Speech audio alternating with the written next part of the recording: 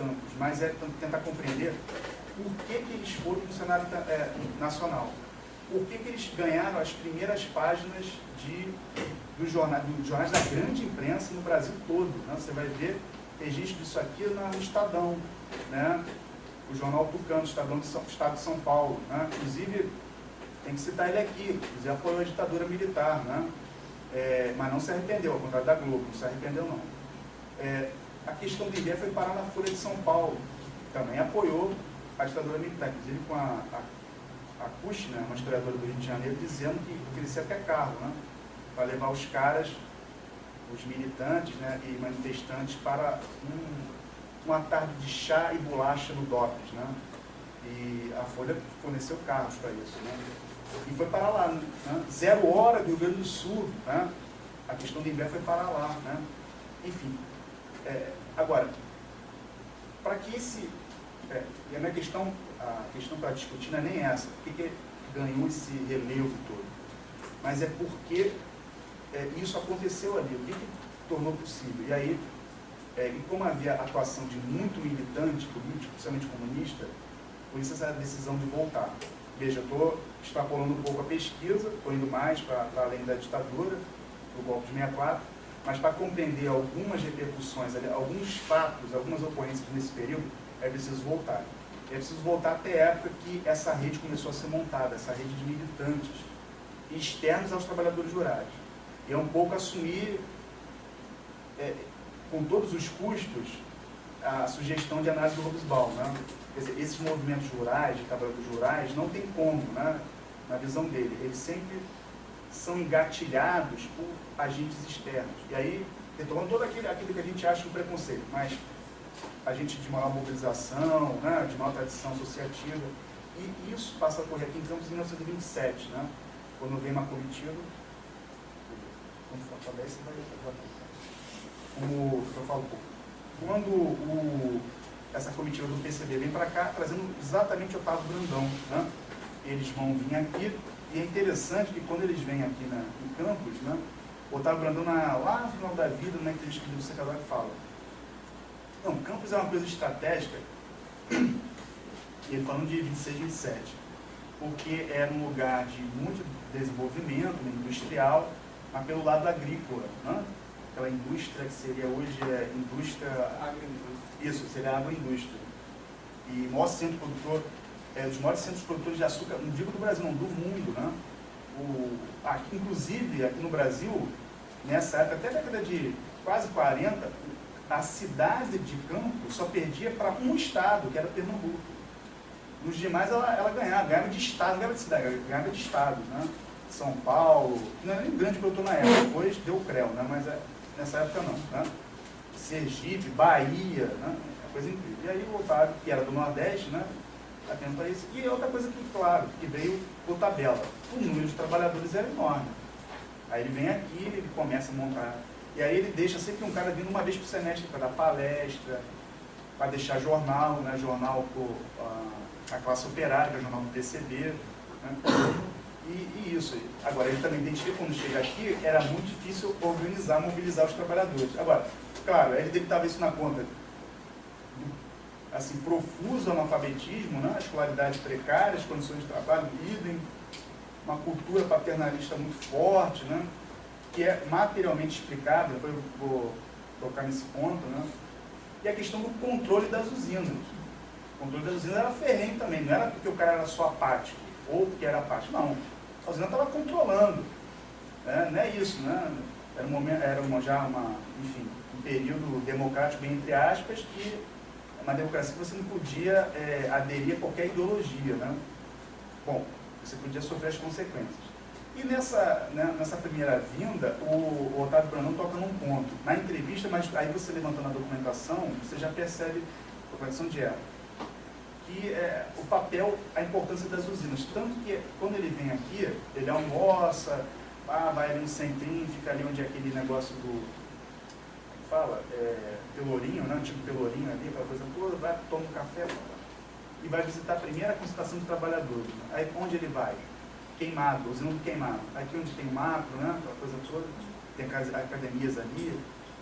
É interessante ele dizendo, ele falando que saiu do centro para queimar, como se tivesse uma viagem para o centro da Terra, né? Coisa difícil, né? Enfim, com esse transporte público de campos, né? Mas enfim, imagina aquela época. E, pô, foi uma viagem, vamos lá, aquela coisa toda. E ali começaram a falar com os trabalhadores, né? Não sei se é verdade, né? Porque depois a gente vai ver outros relatos. Não era uma coisa simples. Ah, aqui, ó, sou comunista, vim lá, enfim, lá do Rio de Janeiro. Vamos falar um pouquinho de revolução? Ou um dia que ainda vamos conversar? Né? Enfim, se bem que para outro objetivo. Né? Vocês conhecem. Né? Então era complicado, não era. Enfim, mas é emblemático que ele dê atenção a isso. Não, os trabalhadores de usina. Isso em 27, né? Ele faz toda uma matéria com classe operária, mostrando a importância. E aí o PCB, isso que traz gente para cá, isso sempre foi uma marca do PCB até 64, ele sempre trazia gente para cá. Isso, claro que isso é reclamado por militantes nascidos aqui, que era uma relação de poder mesmo entre o Comitê Central no Rio de Janeiro e Campos, sempre visto como algo do interior, né, fora, uma coisa assim, polo, né? Tipo um polo do interior, né? Não é a sede, né? Não é a sede. É aquela coisa, né? Aquela diferença, né? Então, por conta dessa visão, sempre tinha que trazer alguém para cá. Quer dizer, um cara do Comitê Central que sabe fazer as coisas direitinho, tem uma alcunha, toda coisa. E, enfim, isso só. Até se gravaria em alguns momentos, depois a gente até fala disso numa outra oportunidade. Então isso começa. Agora, e aí, mesmo vindo gente para cá, era essencial que você montasse uma rede com militantes daqui. Isso começa a ser feito com muita dificuldade. E aí se destacam nessa época algumas figuras, né? Você está aqui duas, né? Também não era muito mais do que isso, não, né? O Adão Pereira Nunes, né? Que era ainda um secundarista, mas queria ser médico desde então, e a Nina Loeira, uma poetisa, né? Muito inteligente, né? Enfim, e de um proto, digamos assim, movimento feminista aqui em Campos, em 26, 27, né? Então ela escrevia muito jovem, né? Coisa e tal, e se apaixona por esse ideário comunista, né? Desde então. E vai ser uma das obreiras, né? Obreiras aqui do PCB aqui em Campos. E aí, por que eu estou citando os dois? Porque é uma coisa ultra fascinante, né? Interessante, né? Eles vão exatamente trabalhar com duas categorias, né? Isso é curioso. Uma dos estudantes, até porque eles eram estudantes, né? Mas eles vão se concentrar nisso, né? E o trabalhador de usina. Os dois também vão. Agora, no relato do Adão, aí você conta uma coisa mais fidedigna, né? Não era chegar lá na usina, esperar, né, o filho espelhinho, vamos conversar aqui, senta aqui mesmo, vamos puxar uma cadeirinha aqui, falar de Marx, né, Engels, aquela coisa toda. Eles se metiam, se fingiam de trabalhadores de usina, se metiam lá no meio da lavoura e conversavam ali. Claro que, enfim, isso não era tranquilo, até porque tinha, para começar, para trabalhar, muitos trabalhadores de usina eram ferrenhos anticomunistas, né? Essa é uma outra discussão. Mas, enfim, é o que ela diz, quer dizer, o que o Adão diz, e, enfim, é bastante interessante que o PCB, desde então, ao contrário de algumas leituras da historiografia, de algumas versões, de que o PCB, consagrado muito pelo Caio Prado Júnior, né? Que é curioso, em outro momento, que o PCB nunca teve nem aí para trabalhador rural, né? A gente tem que relativizar, ponderar isso bastante, né? E um dos fatores, eu acho que um contra-argumento é o exemplo de Campos, né? Então, os caras estão desde 27 aqui, não é para chupar cana, né? E nem para ficar falando com um trabalhador urbano, ferroviário. Os caras vêm para cá, eles saem lá pegando o trem no Rio de Janeiro para falar com o trabalhador de usina. Então, o partido é esse que não está nem aí para trabalhador rural, né? Bom, enfim. Então, essa rede vai sendo montada. Veja, o PCB desde então, isso até 64, nunca vai ser a principal força aqui política, né? Longe disso, sempre foi no nível, sempre foi pequeno. Agora, como está em voga falar hoje, né? Hoje até na imprensa, é a minoria que faz barulho. Então o PCB sempre foi isso. E ele atuava num lugar ultra complicado, em que realmente uma minoria faz barulho, que é uma usina, né, relativamente bem concentrada, com muito operário. Então, assim, Não precisa também você chamar Exército Vermelho para fazer, né, propaganda aí, não precisa chamar 100 mil. Não, vai com 2, 3, num lugar como esse, todo mundo juntinho, e das relações familiares, né, aquela que todo mundo se conhece, né, que traz problemas também, tá? Mas é bom ponderar isso. Sempre foi pequenininho, tá? Sempre foi perceber, não foi nem o principal, talvez, das esquerdas, mas sempre fez barulho. E com muita dificuldade, até interna, sempre fez um trabalho que chamava a atenção. Né? Tanto é assim, a gente vai chegar lá em 64, a gente vai ver o que aconteceu. Bom, então, por outro lado, além do PCB, você tem que demarcar também essa tradição associativa de campos muito forte. Nessa época aqui, você tem gente que até vai se aproximar do PCB, mas não vai aderir ao PCB, não vai virar comunista. E tem um trabalho significativo com os trabalhadores aqui, né, do mundo, os agentes do mundo trabalham aqui, mas que não são comunistas. Ou seja, na verdade, você percebe aqui, voltando no tempo, uma tradição associativa e principalmente uma tradição sindicalista muito forte. Tanto que você já começa no início da década de 30 a ter a atuação de um camarada, entre aspas, que não era comunista, junto aos trabalhadores de usina, o Antônio de Faria, né, que era até da nome no assentamento hoje do MST. O Antônio de Faria, ele muito aliado dos comunistas, né, muito aliado dos comunistas, mas nunca foi. Tinha até algumas diferenças. Questão religiosa, por exemplo, pegava. Era um fator que pegava para ele não aderir ao PCB. Não, acredito em Nossa Senhora, aquela coisa. Foi a vida espírita, né? Mas, enfim, até alguns comunistas daqui eram espíritos também, mas assim, tinha essa... Não, peraí. Embora ele fosse apaixonado, politicamente falando, lógico, por Luiz Carlos Prestes, né? O que era muito comum na época também. Tinha muita gente que até entra no PCB, não pelo PCB, não pela barba e o charme do Marx, mas pela barba de outro cara, que é o Luiz Carlos Prestes. E pelas bandeiras nacionalistas do Prestes. Não tem nada internacional de comunista, né? Não, é porque esse heroísmo, essa coisa bem militarista do Prestes. Tá? Enfim. Então, tem que estar atento a isso aí. Então, você tem essas outras forças de esquerda que estão atuando nisso aí. Enfim, e aí você explica um pouco que sindicato de trabalhadores de usina é esse na década de 60. Então, o sindicato está fazendo greve a todo momento, né? Então, tem isso que irrita, né? Você vai ter uma greve unificada na década de 60, por exemplo. Então, você tem várias greves aqui, usina. Na década de 60 você vai ter coroado isso com uma greve unificada. Além disso, são greves na década de 60 que são sempre coordenadas com outros sindicatos. Então, um cara, por exemplo, o cara da usina do queimado faz greve, aí o que o usineiro fala? Vai ficar sem pagamento. Por um tempo, o que o cara vai fazer? Vai recolhe os sindicatos ferroviários, que dá lá uma ajuda de custo para essa usina. Então, as coisas vão ficando cada vez mais complicadas para o usineiro.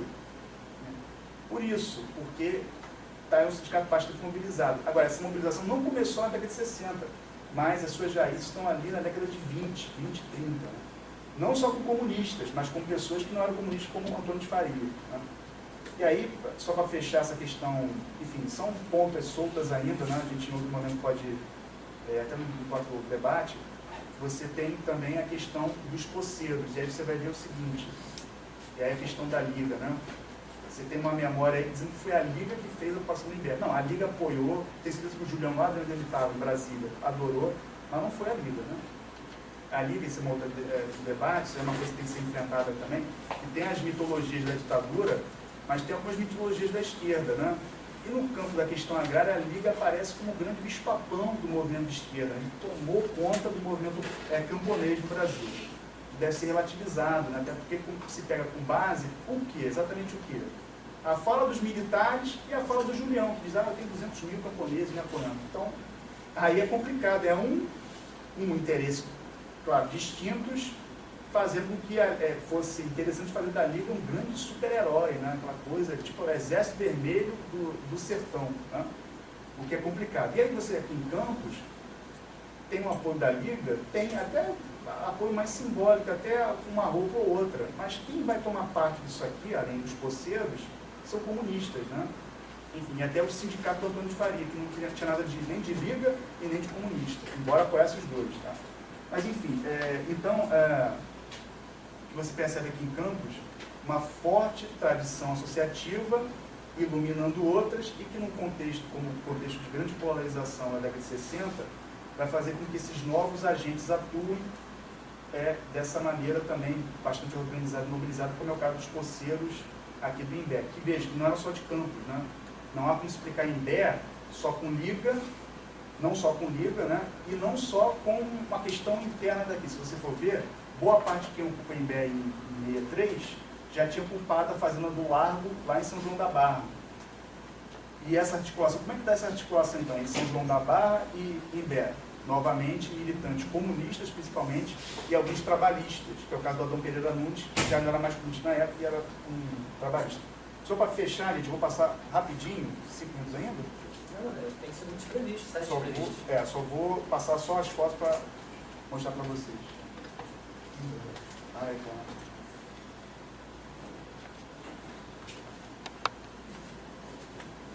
Tá tudo apagado já, né? Vai fazer muita... Deixa eu ficar calmo rapidinho. Tem só o sol, não? É. Tem que botar umas transparências na janela ali, porque é projetado em vitral. É vitral.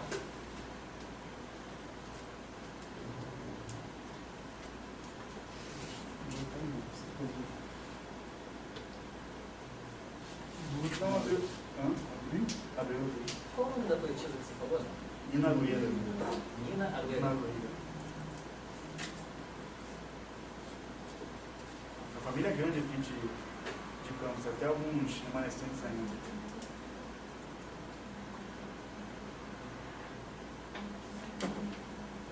Passa aqui rapidinho.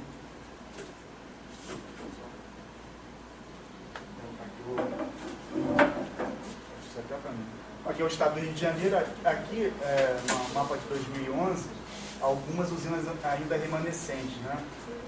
Aqui é a usina Pureza, né? Cardoso Moreira, a usina Santa Cruz, a usina Sapucaia, né? Lá do Rio, a usina Marcelos mais ali para Samã, né? A usina do Cupim, que é uma... ali um pouquinho antes do Uraí, que é a usina Paraíso de Tóquio.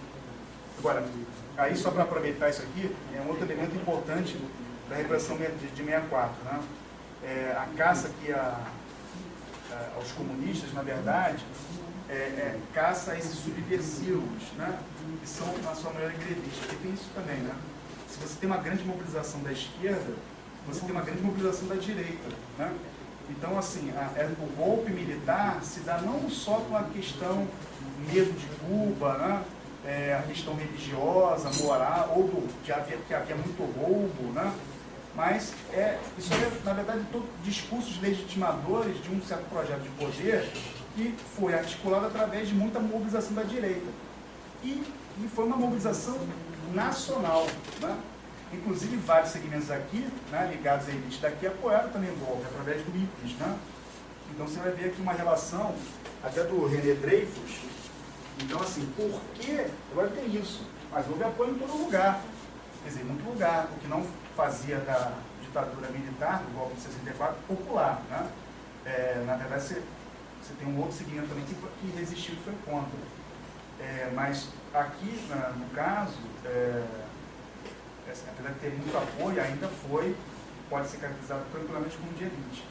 E essa elite, né, por seus diversos empresas, né, e até partidos, investiu bastante, patrocinou alguns organismos da ditadura, na verdade prepararam o golpe da ditadura, como o IBAD e o IPES. O IPES, por exemplo, que era tipo assim, uma entidade de debate acadêmico, intelectual sobre projetos de mercado, de reforma política, né, tudo mais, foi apoiado por várias empresas, né, como Lojas Americanas, Kibon, Mesbla, Souza Cruz, Coca-Cola. Agora, uma galera de Campos também investiu bastante dinheiro no IPES, que foi talvez o maior propagandista do golpe de 64. Usina do Outeiro, né? O René Dreyfus conta isso lá no anexo, né, do trabalho dele. Usina do Outeiro, usina Cambaíba, usina São José, da família Ottoni de Castro Maia, a usina Vitor Sansi, né? A usina São João, né? A usina Sapucaia, né? Companhia Agrícola Baixa Grande, usina Santa Cruz, usina Novo Horizonte e usina de Poço Gordo, né? Que era do mesmo da Cambaíba, o doutor Eli Ribeiro, que depois foi fazer parte da Arena, né? É do PTB, no pré-64, depois a Arena. Então, Então, isso também se explica, quer dizer, isso explica um pouco essa repressão, ou seja, enfim, por que os militares foram baixar na usina para prender o trabalhador rural? Logicamente, é uma contrapartida ao apoio generoso, né, ideológico de muitos usineiros aqui da região. Né? Aqui um pouco o período em que o Otávio Brandão esteve aqui, ele e o Minezinho de Oliveira, de candidatos a vereador e ele a presidente, né, pelo Bloco Operário, no final da década de 20. Aqui um santinho do Bloco Operário. E teve até candidato do Bloco Operário aqui, em Campos, né? Aqui rapidinho onde começou a se reunir os primeiros comunistas que foram debater a necessidade de uma criação de um sindicato de trabalhadores de usina. Embora os fundadores tenham sido exatamente o Antônio Faria e o Valdir Carvalho.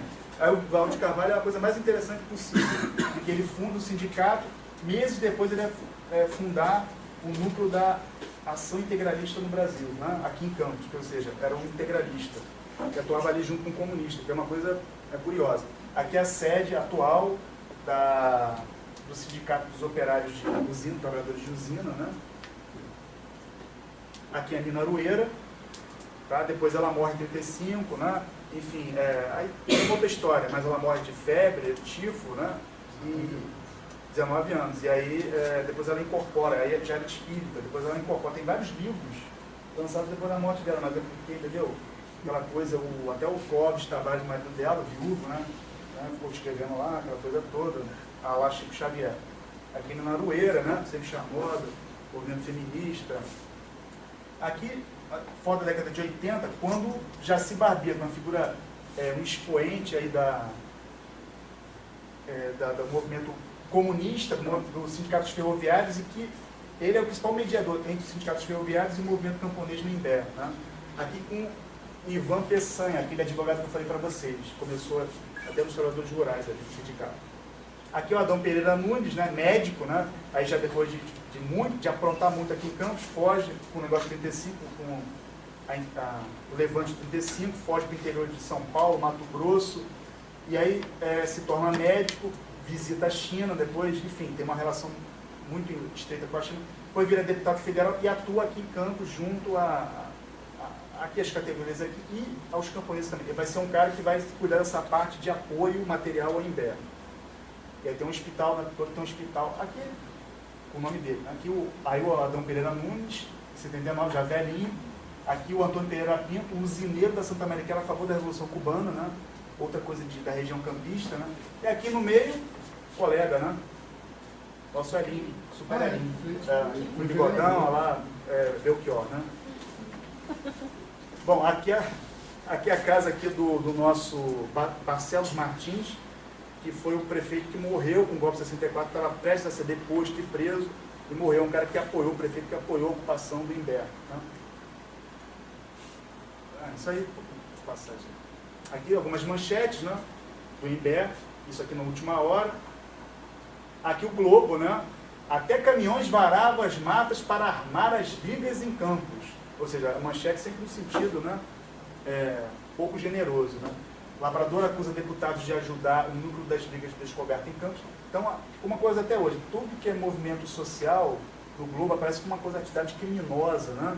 Enfim, muita arma envolvida aqui. Quando o Jaci Barbeiro foi indiciado, né, pela ocupação do Imbé, aqui eu tive acesso ao processo dele até por conta da filha, cujo marido é até aluno nosso da história, né?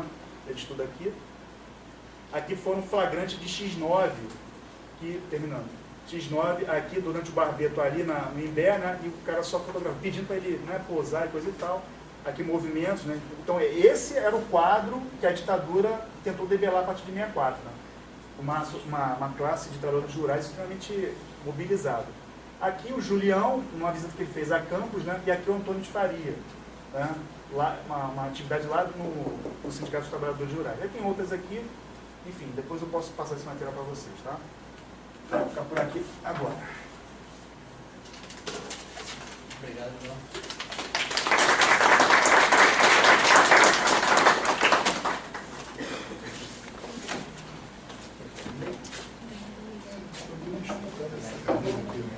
Cadeira que balança. A cadeira tá longe.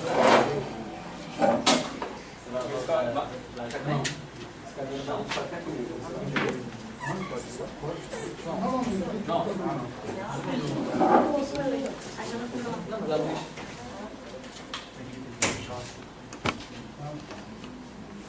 Você vai pensar também? Não, só deixa eu ligado na Agora passamos a parte do escolas. Pesquisa de cultura também conhece bastante da história de Campos aqui. Tem muita participação na resistência. É parte da história de Campos. É parte da resistência. Ah, você não vai precisar.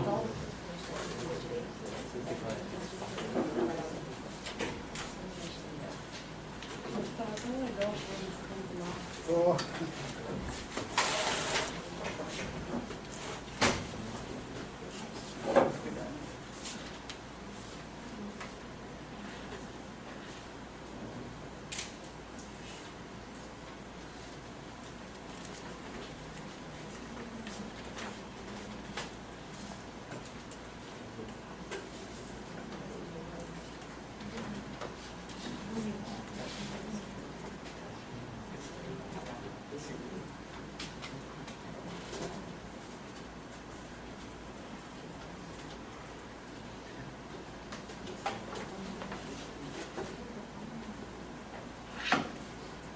Boa tarde. Primeiro, agradecer a sua presença aqui com vocês, mas a iniciativa do Rodrigo de Maraca, a gente fazer esse encontro entre os professores do Instituto, dos cursos do Instituto que trabalham com Marx, tem referência no Marx, para a gente se conhecer, para a gente trocar ideias e para a gente pensar o trabalho de uma perspectiva conjunto, futura, particular. Esse mês, não sei se todos sabem, mas dia 7 passado, foram os 97 anos da Revolução Bolchevique. E agora, dia 28, será o aniversário de 194 anos de nascimento do Friedrich Engels. Para nós, marxistas, quem se diz marxista precisa se definir como comunista, parece uma coisa extremamente interligada com a outra, são datas importantes, são datas de referência. Bom, o que eu me propus a falar um pouco aqui sobre a Escola Superior de Guerra e o conceito, a ideia de desenvolvimento que a ESG tem. Porque, como chamou a atenção o Leonardo, o Dreyfus mostra que o golpe de 64 foi o resultado de uma conspiração não muito curta, de um certo tempo, mas uma conspiração cuja articulação ficou a cargo de 3, pelo menos a articulação vitoriosa. E tinha mais de um grupo militar conspirando na época. Não tinha mais de um. Eles não eram todos exatamente articulados, mas o seu grupo que vence, efetivamente assume o poder depois de 64, passa a controlar o aparelho de Estado, é o grupo que vinha trabalhando em torno daquilo que o Dreyfus chama de complexo IPS-IBAD-ESG, Instituto de Pesquisa de Estudos Sociais, organizado, o principal mentor era o já general Roberito Couto Silva, que tinha uma trajetória de envolvimento com tentativas golpistas, ainda coronel, havia participado da conspiração que levou o Vargas ao suicídio, depois se torna ou vai ser um dos ocupantes de cargos na área de segurança do governo Jânio Quadros, e conspira para derrubar o João Goulart, exatamente utilizando-se do IPES como elaborador, como centro de elaboração do debate ideológico em torno do risco do comunismo no Brasil, de financiar campanhas estudantis e de sindicatos. Por exemplo, não sei se vocês sabem, mas na última eleição para a UNE, antes do golpe vencer, em 63, houve uma disputa entre o candidato da esquerda, o candidato da esquerda apoiado pelo PC e tal, pela POLOP, etc., e o candidato da direita, e recebeu o recurso do INPE. O candidato da direita era um jovem estudante, presidente do DCE, da Universidade Federal de Pernambuco, conhecido como Marco Maciel. Né? Depois foi senador da República por muito tempo, vice-presidente do Fernando Henrique Cardoso, até que Lula conseguiu derrotá-lo nas últimas eleições.